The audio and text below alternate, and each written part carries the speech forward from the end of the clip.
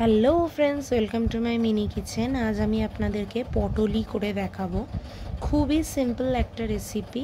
তো ফার্স্টেই আমি খুব পাতলা পাতলা করে পটলগুলোকে এখানে কেটে নিয়েছিলাম। ওপর দিয়ে নুন ছড়িয়ে দিলাম, ভালোভাবে ম্যারিনেট করে রেখে দেবো যাতে পটলগুলো একটু নরম হয়ে যায়। এরপরে আমি একটা বাটির মধ্যে বেসন নিয়ে নিয়েছিলাম। যতটা পরিমাণে বেসন নেওয়া হবে ঠিক তার হাফ পরিমাণে নিতে হবে অ্যারারুট বা কর্নফ্লাওয়ার। তো আমি এখানে অ্যারারুটটাও নিয়ে নিলাম। এরপরে দিয়ে দিলাম বেকিং সোডা, বেকিং পাউডারও চাইলে দিতে পারেন। তার সাথে নিয়ে নিলাম খানিকটা নুন।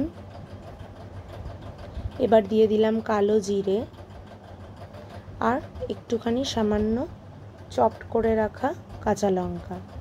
এবার সমস্তটা দিয়ে আমি একটা ঠিক ব্যাটার বানিয়ে নেব।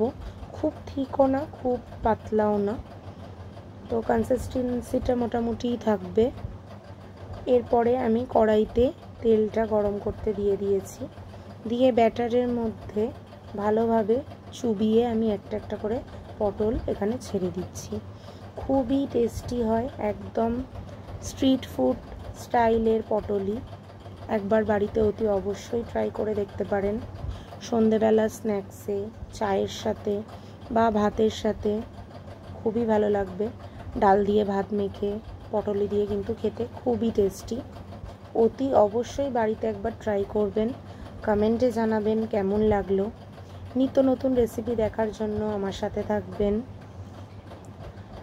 এই যে এখানে আমার পটলিগুলো কিন্তু ভাজা হয়ে গেছে। তো আমি একটা পাত্রে তুলে সাজিয়ে নিয়েছিলাম। Thanks for watching.